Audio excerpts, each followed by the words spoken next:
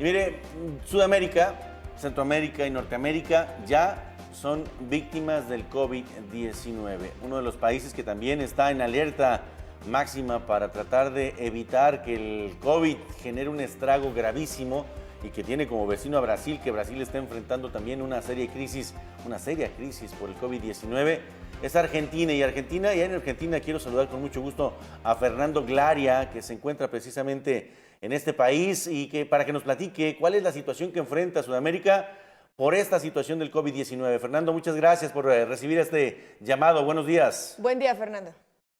Hola, muy buenos días a todos. Como bien decía, mi nombre es Fernando, soy médico, soy especialista en cirugía general y actualmente me encuentro terminando la especialidad de cirugía plástica aquí en la Ciudad de Buenos Aires.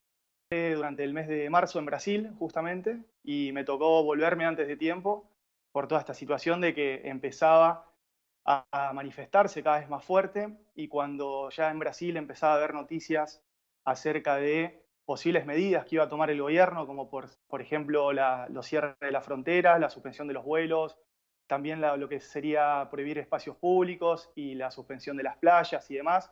Yo en paralelo también venía viendo las noticias de Argentina, y también el día 11, cuando la OMS declara el estado de pandemia, se empieza a hacer mucho más fuerte todo esto, y ya hacia el día 15 el presidente de Argentina declaró también la suspensión de las clases para todo el país, e invitó también al pueblo a que comience con medidas de aislamiento social y preventivo, pero en esta primera instancia no de carácter obligatorio, sino voluntario. Por todos estos motivos decidí volverme a Argentina. El día 17 ya estaba de regreso en Argentina y bueno, apenas llego, lo primero que tocó hacer es la cuarentena obligatoria por haber venido de Brasil, que recientemente, esos días, se había declarado como zona de riesgo. Empecé mi cuarentena, ¿sí? Y bueno, y a partir de ahí empiezan a tomarse una serie de medidas en Argentina. El día 19 de marzo fue el día que el presidente ya declaró el estado de cuarentena obligatoria, ¿sí? Ya a partir de acá, de este día, el aislamiento social no era de carácter opcional, sino que era obligatorio, y solamente podía salirse del domicilio para ir a realizar las compras al almacén o supermercado y a la farmacia, y estaban exentos de esta cuarentena el personal de salud, el personal de seguridad y otro tipo de actividades que se consideran de carácter obligatorio, ¿no? Pero a partir de este día ya se empezaron a tomar medidas serias en lo que es el país. Cuando comenzó esto teníamos muy pocos casos comparativamente con el resto del mundo. Recuerdo que cuando yo llegué el día 17 de marzo había pocos casos y había un solo muerto, si no mal recuerdo. Pero ya a partir de ahí se empezaron a tomar medidas, además del aislamiento, se tomaron medidas como el cierre de fronteras. Inicialmente se clausuraron vuelos internacionales, después también se cerraron fronteras terrestres, puertos. Se pusieron en marcha una serie de medidas que estaban como destinadas a tratar de paliar un poco la situación económica del pueblo, como ser un ingreso familiar para las familias más necesitadas, un ingreso extraordinario para el personal de salud, para el personal de seguridad también y las fuerzas.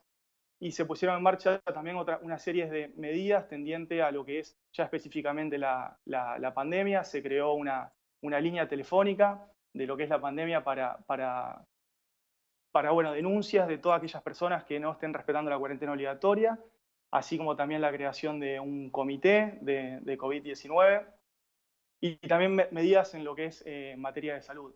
Se han estado llevando a cabo muchas medidas desde el comienzo de esto, pero ya en estos últimos días, perdón, donde se han tomado más medidas aún, y bueno, se está reforzando todo el nivel sanatorial, toda la parte privada, digamos, lo que es el sistema de salud argentina, y también todo lo que es la parte pública, así en cuanto a aumentar el número de camas y bueno, mejorar también la cuestión de todo lo que es insumos y personal.